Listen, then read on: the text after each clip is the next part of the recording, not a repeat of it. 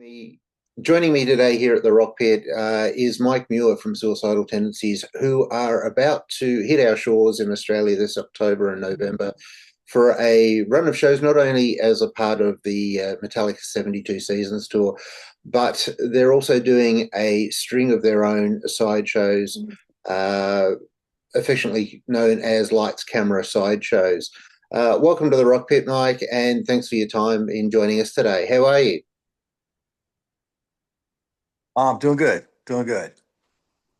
So it's not long now till you return to our country. The band's always had quite a love affair with Australia. How many times have you been here before? Um, since I used to be a permanent resident, I've been there a lot.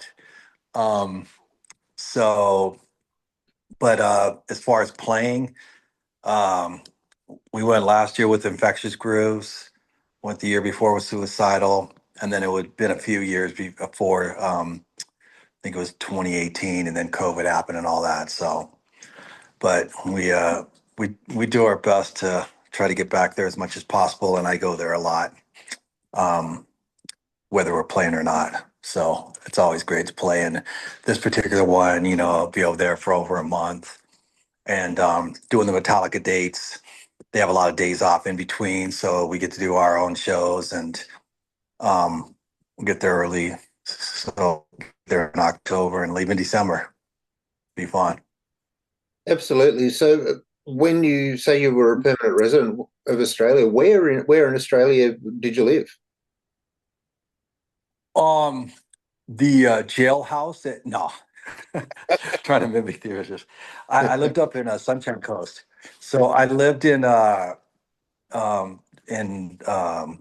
Shire down by Sydney for about a year and a half, and then later on lived up in the Sunshine Coast. Absolutely. Now, suicidal first started in 1980. Is it hard to, i- is it hard to fathom that the band's celebrating 45 years? Well, definitely, and definitely from where we started. I think like a lot of times I hear people, and especially as it gone on, people they talk about, oh, I want to do a band, I want to do this, I want to do that, and blah blah blah, and they haven't even got a band together, probably don't even play instruments, and they're talking about world tours, and they're more into the aspect of stardom. Doesn't sound too bad, but for us it was backwards. It was just fun. Friend had drums, and there he was they gonna kick his mom out of the apartment because of the noise he was making. So he needed to put the drums somewhere. We like put it our place, and other friend had a guitar, and so it's kind of I use the analogy a lot. It's kind of like someone playing we call soccer, football or something at the park. 40, 50 years old. They're just having fun. It's what they want to do. They don't think they're going to be in the World Cup. It's just fun. We just happen to be 16, and that was just a fun way to express ourselves. And um, then we had used to always have rent parties where we lived at once a month and charge people. And we're like, man, we should just play at the party. And if we scare people off, then we got a small backyard. Then we can scare people off and then charge more people to come back in. So, yeah, there's never any master plan or anything. And so, and to be in a position now where I was kind of like didn't think I'd live to be 30, and to be doing it many, many years past that, and doing it in a position where we're very fortunate that we're able to say no to most things. And, I'm not going to be somewhere I don't want to be. And I'm going to be in Australia because I want to be there. We just did the dates with Metallica in the States, and it was amazing. And the story I told is second show we did was in Toronto, and one of the people that works on the Metallica crew now, he said, "Oh man, 40 years ago I promoted your show in Montreal," and he goes, "This must be a dream come true, playing in a huge baseball stadium and stuff." And I was like, "Nope, Never dreamed it, never would have thought of it. If anyone brought it up, I'd say they're crazy and they should get off drugs. But I obviously appreciate it.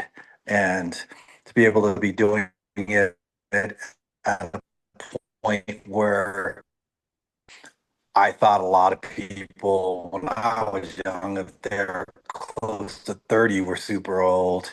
And to be able to think suicidal is about, um, I'm very proud of that. Absolutely, and I mean it's quite a legacy that you guys have, and when you look at, I guess the lyrical content and the standpoint and the message that the band has always delivered. I mean, I was first exposed to you guys probably back in '85 when I saw the Institutionalized clip on one of our television, music video stations, and just being taken back by it, and that started the journey. Well, never been a particularly big, hardcore fan, but Suicidal rang some bells with me, and sort of really took me down that path that I started to explore. Is there a particular Suicidal song that has, a major significance to you personally?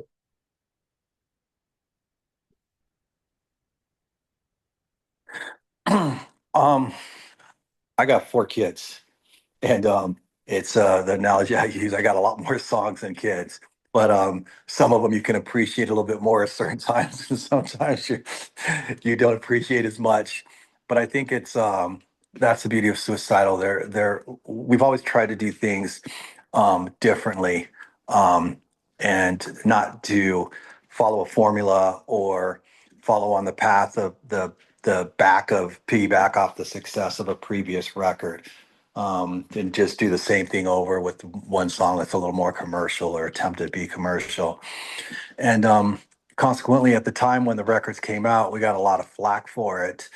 But if you look back now, 40 years later, you don't sit there and go, that song's 40 years old, that's 30, that's 20, that's 10, that's, new. It all goes together a little bit more. It's just more of a statement of how it was at the time. And I think the one thing that we have always tried to do is make sure that the song, whatever it is, there's a purpose for it, and the purpose being something that means something to us, and if it means something to someone else, great, and if it doesn't, then so be it. That's not really. I'm not in the put on the world to try to make people happy, and my dad always said if you try to make people happy, you're gonna end up being absolutely miserable, and it's an impossible journey. But my dad always said, he goes, I say what I think is important. And a lot of things that my dad said I did not get at the moment, but later on, it had completely different meaning. And that's one of the things as we've gone on many years. I see some people that I always call them confessions. They can be, 40, 50 years old, and they'll say, oh, I used to love you guys. And you did the one record. And I was like, oh, I hate this shit and blah, blah, blah. And then 10 years later, they listen to the record and they go, it really hit me and hit me hard.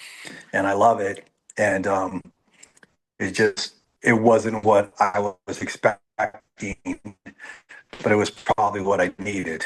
And, you can't be that for everybody, but there's people I don't know. I would never know that. And for them to say it like over, so many people do that. I think that is, to me, is the biggest compliment we can get. Because if someone hears this song, put a record out and someone hears it the first time, this is amazing. You probably have a lot of sugar, musical sugar, and butter and that type of thing. It's probably not that healthy. It's probably a little connived, and preconceived, and probably a little less honest. Yeah, and I've got to admit, from the I think that certainly in that first 15 years of the band, there was so many progressions within the band. You obviously had the early hardcore stuff. You went more sort of thrash through the late 80s, and then from in the early 90s, you took on the funkier feel. And I guess with these kinds of progressions and stepping outside of the box, and then seeing what was to come with Infectious Grooves,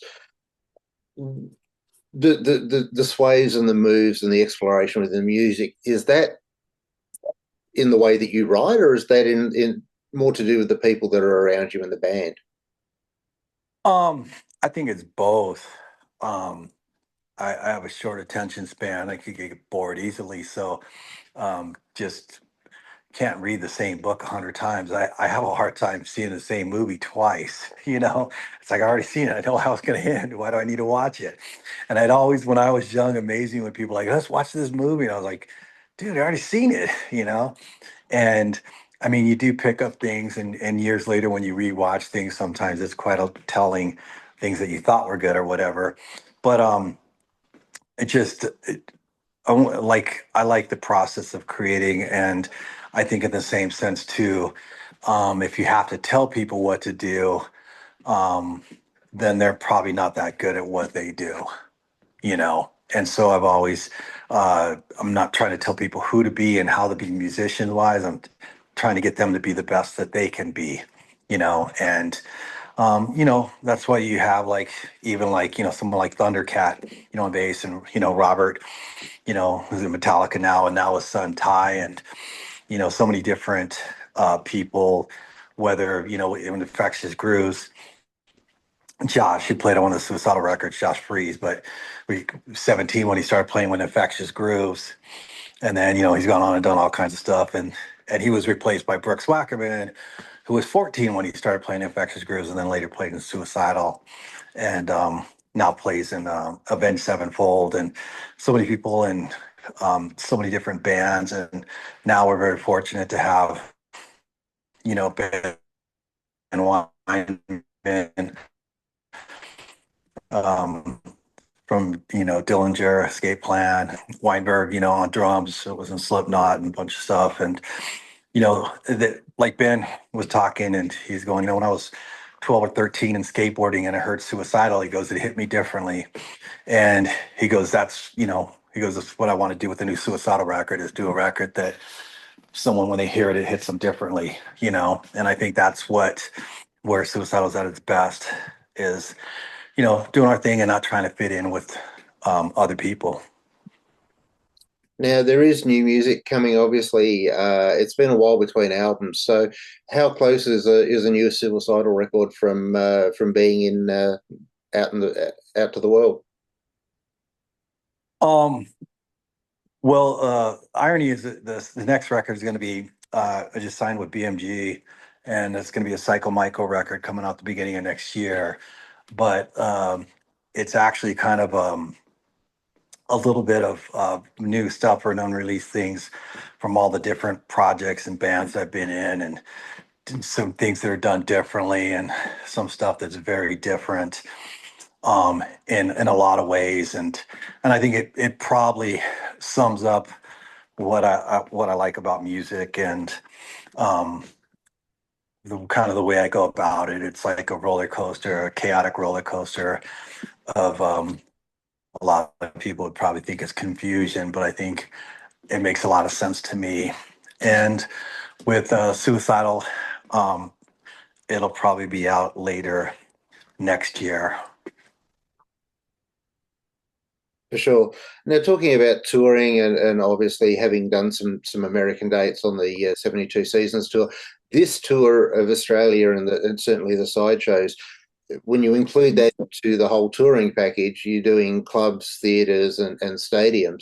There's a little of everything on this run. Do you have a personal preference of the environment that you prefer to perform in? Um, it's funny because people say, "Well, what do you see?" And I got bad eyesight. I don't see anything, And so it's kind of like, uh, they're talking about what I've seen in shows or whatever that sticks out. And I go, well, like, yeah, we're playing in Mexico at a festival, and there's a lack of a better word, riot, where everything's on fire. I could see that. You know what I mean? Like, oh, yeah, I could see that. And there's things like that. But I think a lot of times it's just, I just do my thing, and I don't get distracted easy. But as far as the different shows, I walk around, like with the Metallica tour we just did in the States, and I don't follow American football as much as I used to, but we're playing at the football arena where, the Philadelphia Eagles, they won the Super Bowl last year. Everybody's watching the Super Bowl. We're playing that place. We're playing, places that, you see on TV all the time that it's amazing. You walk around and how huge these places are and how easy it is to get lost trying to find where something is because it's so large. You have to take that. And as I was saying, it never was a dream, but the actual Metallica dates in Australia, I was there the last time, living there the last time they played there, and they have a lot of people say, oh, Australians are so friendly. And I go, yeah, but Australians sometimes they will ask you things that people with normal mentality would never ask you, you know? And like, oh, mate, can you get Robert to give me 8 backstage passes and some snake pits and blah, blah, blah. Who the fuck are you? You know what I mean? Like, it's like, no. I go, I don't even have that. Just give a call, mate. No worries. I'm like, fucking dude. Like, I would never, be that forward. But anyhow, when I was there, there's my little jab. But when I was there, I was going, man, I would love to, play with Metallica in Australia. So in a sense, this is kind of a dream come true. And I think it's really important to always be able to, enjoy the moment. So going back to the shows, it's just because I'm gonna love that. I love the fact when we do our own shows. The last time that we were there was Suicidal. There were so many people that hadn't seen in years, and a lot of people I didn't know, but they met up with people that because we were playing they hadn't talked to in years and stuff. And I think that's great. Then there's always the people that I knew their little kids, when they were 3 years old or 4 years old, and now they're 6 foot tall, 6'2", and I'm looking up to them. And so it's nice that it has a little bit of that family thing. And then lastly, I mean, the last two shows are going to be in the Gold Coast and Sunshine Coast, and I have family on the Gold Coast, and I used to live on the Sunshine Coast, and I love those places. And they're just playing in little clubs and doing a Cyco Miko, and so it's every one of them I'm pretty excited about. Yeah, for sure. So, I mean, we touched on it before, 45-year career. What's the secret to the longevity of your career, do you think? Um, well, I think now a lot of it is, I mean, there's people talk about, especially nowadays, the mental and the physical thing. And, physically, my dad used to always say, sweat don't lie. And to do what I want to do, music moves me. Music that I like moves me physically, moves me mentally. And you have to have your mind kind of clean and you have to have your body clean. And so I learned from a lot of people's mistakes, decisions that they made that they can't take back. And so I try to take care of myself. And I think that's a big part. I found even when I was young, a lot of my friends got that premature old bitter kind of thing and could um, really verbalize their unhappiness, but they couldn't put any actions to change it. And that kind of really always stuck out and annoyed me. And so I used to a certain degree, try to keep my unhappiness to myself and try to use that more as motivation. But I think, in the same sense, too, you should never feel bad about feeling good about something. And so I'm not the happiest, naturally joyful person. I'm not the most social, but in the same sense, with this particular tour, I'm very excited about it. And I, I, I, I mean, I think it's amazing to be doing it this long, to be my age, to be alive, and to be happy that, with where I'm at. And, there'll be a lot of things that are unideal. Setting up the tour, there's a lot of things that aren't happy, that are difficult or whatever. And we don't have the big corporate entity behind us, handling things, but we're all friends and family, and we do the best we can, and we pull together for each other, and that's the only way to do it. Absolutely. We're out of time, Mike, unfortunately. There is so much we could start to unwrap and unpack. I'd really like to thank you for your time, and I'm really looking forward to the Melbourne shows, both with Metallica right through to the Frankston Pier band room. Oh, cool. Uh, Yeah.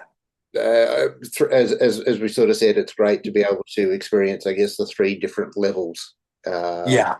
of the band. So musically, I mean, you guys have been important to me, certainly through the late 80s and early 90s, and certainly Infectious Grooves for me is one of my favorite bands of all Oh, cool. time. So I'd like to thank you for the music and thank you for your time, and we'll see you here in Australia in a couple of months. Cool. Thank you very much. I appreciate it too. Thank No you. worries at all. Thank you, Mike. Have a All great right. day. See you at the gig. You too.